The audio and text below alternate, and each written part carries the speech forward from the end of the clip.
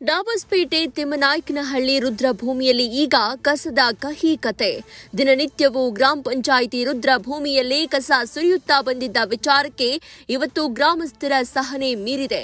ಬೆಳಗಿನ ಜಾವದಿಂದಲೇ 3 ಗಂಟೆಗಳ ಕಾಲ ಗ್ರಾಮಸ್ಥರು ರಾಯರಂತೆ ನಿಂತು ಗಟ್ಟಿಯಾದ ಪ್ರತಿಭಟನೆ ಮಾಡಿದ್ರು. ಆದರೆ ಯಾವ ಅಧಿಕಾರಿ ಸ್ಥಳಕ್ಕೆ ಬರ್ತಾರೋ, ಯಾರಾದರೂ ವಿಚಾರಿಸ್ತಾರೋ ಅಂದ್ರೆ ಝೀರೋ. 10:30 ಆದರೂ ಕೂಡ ಸೋಂಪುರ ಗ್ರಾಮ ಪಂಚಾಯಿತಿ ಪಿಡಿಒ ಗೈರಾಗಿದ್ದಾರೆ. ಫೋನ್ ಮಾಡಿದ್ರು ವಾಯ್ಸ್ ಮೆಸೇಜ್ಗೆ ಹೋಗ್ತಾ ಇರೋ ಇಒ ಮೇಡಂ ಕೂಡ ಸ್ಪಂದನೆಗೆ ಮಾಡ್ತಾ ಇಲ್ಲ.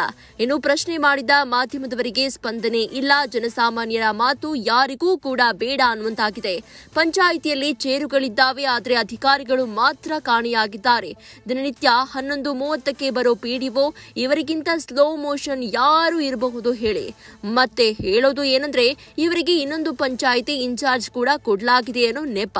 ಇಲ್ಲಿ ಇಲ್ಲ, ಅಲ್ಲಿ ಇಲ್ಲ, ಎರಡೂ ಪಂಚಾಯಿತಿಗೂ ಪಿಡಿಒ ಕಾಣೆಯಾಗಿರುವುದು ಮಾತ್ರ ದಾಖಲೆಯಿಂದ ಸಿಕ್ಕಿ ಹಾಕಿಕೊಂಡಿದ್ದಾರೆ. ನಮ್ಮ ರಿಯಾಲಿಟಿ ಚೆಕ್ ಸೋಂಪುರ ಮತ್ತು ಹೊನ್ನೇನಹಳ್ಳಿ ಪಂಚಾಯಿತಿಯಲ್ಲಿ ನಡೆದಿದ್ದು 10:30 ಆದರೂ ಕೂಡ ಪಿಡಿಒ ಗೈರಾಗಿದ್ದಾರೆ. ಡಾಬಸ್ಪೇಟೆ ಈಗಾಗಲೇ ಕಸದ ಪೇಟೆಯಂತಾಗಿದೆ. ಆದರೂ ಕೂಡ ಈ ಪಿಡಿಒ ಅಧಿಕಾರಿಗಳಿಗೆ ಮಾತ್ರ ಎಚ್ಚರವೇ ಇಲ್ಲ. ಎಂದು ಗ್ರಾಮಸ್ಥರು ತಾಳ್ಮೆ ಕಳೆದುಕೊಂಡು ಸೋಂಪುರ ಗ್ರಾಮ ಪಂಚಾಯಿತಿ ಮುಂಭಾಗಕ್ಕೆ ಕಸವೇ ಸುರಿದು ಅಧಿಕಾರಿಗಳಿಗೆ ಕಠಿಣ ಸಂದೇಶ ಕೊಟ್ಟಿದ್ದಾರೆ. ಕಸ ನಮ್ಮ ಮನೆಗೆ ಬೇಡ, ನಿಮ್ಮ ಕೆಲಸ ಮಾಡಿ ಎಂಬ ಆಕ್ರೋಶ ಇಂದು ಗರ್ಜಿಸುವಂತೆ ಕೇಳಿಬಂದಿದೆ.